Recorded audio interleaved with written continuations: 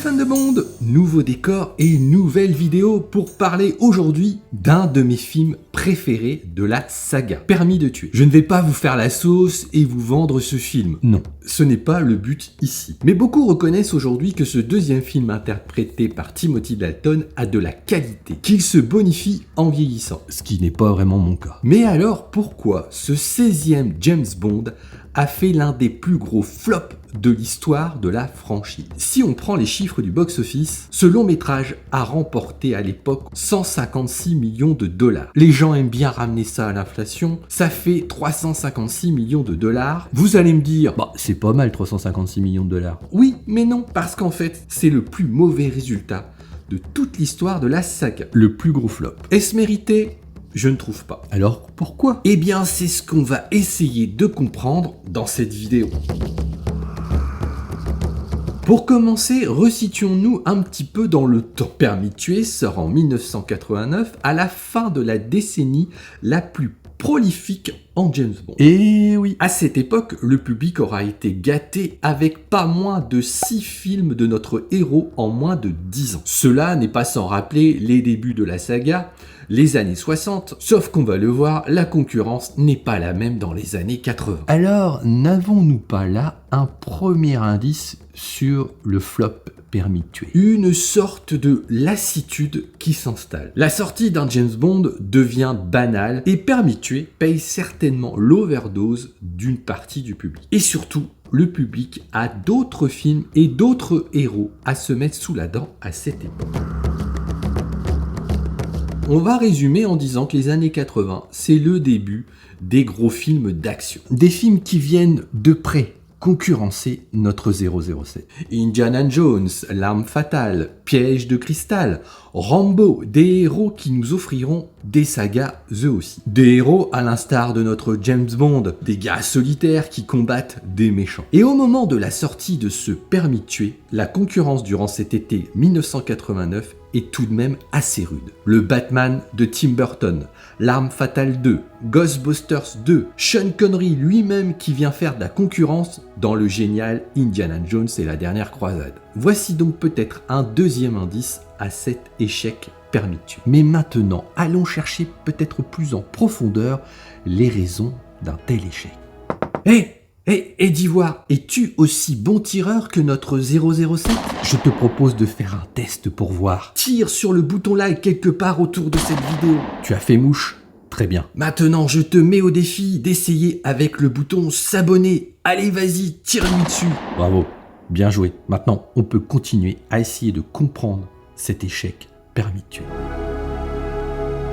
Maintenant, essayons de comprendre pourquoi une partie du public s'est désintéressée de ce 16e long métrage bondien. On n'insiste peut-être pas assez sur ce facteur. Permis de tuer est tout simplement la fin du Made in Fleming. Il s'agit du premier scénario non inspiré d'un roman ou d'une nouvelle de James Bond. Ce film est une pure création scénaristique, même si quelques scènes seront récupérées dans des romans de Ian Fleming. Comme par exemple la scène où Félix se fait dévorer par les requins. Elle sera inspirée par un passage du roman Vivre et laisser mourir. Mine de rien, en 1989, vous avez quand même encore un paquet de fans de la première heure. Ian Fleming est depuis le début associé au film dans les histoires, mais aussi dans les affiches. Fleming est une marque, une sorte de label de qualité apposé à un James Bond qui se respecte. Et là, même s'il est mentionné sur l'affiche, pour certainement ne pas faire fuir les fans de la première heure, l'histoire que raconte ce film est bien loin de celle d'un roman de Ian Fleming. Quel est l'impact de l'acteur dans l'échec Permis de tuer ? Le problème n'est peut-être pas tant Timothy Dalton, mais l'approche qu'ils ont voulu faire de ce James Bond. On le voit à l'époque déjà dans la saga, dès qu'il y a un changement d'acteur, la saga voit une érosion dans le box-office. Cela a été le cas avec Georges Lazenby, mais on peut dire la même chose avec Roger. Le public doit à chaque fois accepter le nouvel acteur, mais surtout digérer la nouvelle approche du personnage. On l'a vu à l'arrivée de Timothy Dalton dans Tu n'es pas joué, l'approche du personnage évolue beaucoup par rapport à Roger Moore. Fini la légèreté, les blagues à gogo, notre James Bond devient plus sérieux, plus humain. On met de côté le flegme britannique. Il montre davantage ses sentiments. Si on revient plusieurs années en arrière dans la saga, on le sait, l'interprétation de Georges Lazenby, dans Au service secret de Sa Majesté, avait décontenancé certains fans. On peut penser qu'il s'est passé la même chose avec l'arrivée de Timothy Dalton. Car, mine de rien, on rappelle dans ce permis de tuer que Bond est veuf. On voit James partir en cacahuète pour venger son ami au point de désobéir à M. Cela lui vaut d'ailleurs une mise à pied. Il est à peu près certain que le public n'était pas prêt à assister à un tel changement dans l'approche de notre héros. Il faudra attendre Daniel Craig pour que le jeune public s'intéresse à notre vieil espion torturé. Timothy Dalton ne fait pas l'unanimité. Ce film lui coûtera certainement sa place pour GoldenEye. Les chiffres du box-office ne trompent pas et seront fatals pour le Bond made in Dalton. Ce changement d'approche du personnage va s'accompagner dans ce permis de tuer d'un durcissement sur la forme. On voit clairement des scènes peu habituelles dans un James Bond. Ce méchant qui éclate sous la pression en est le plus bel exemple. James finit même dans un état pitoyable, fidèle finalement à ce que l'on peut lire dans les romans de Ian Fleming. Mais tout cela vaudra à permis de tuer une interdiction au moins de 13 ans dans plusieurs pays. Une première pour la saga. Cela commence à faire quand même pas mal de bâtons dans les roues pour le film. Trop de changements en perspective qui se voient même d'ailleurs sur la vitrine du film.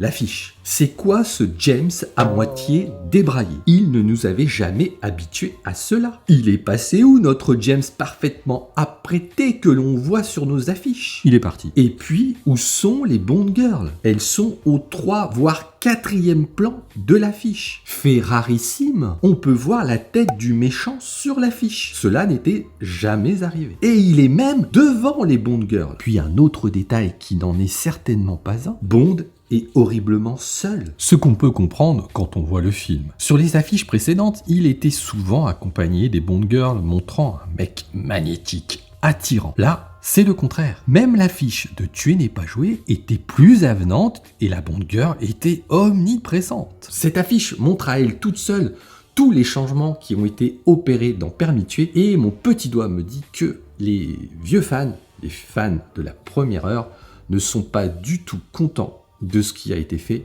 de leur saga adorée. Alors, il y a peut-être d'autres explications à ce fiasco Permis de tuer au box-office. N'hésitez pas à me laisser vos théories en commentaire. Et en attendant de vous lire, je vous laisse avec ma critique de ce film.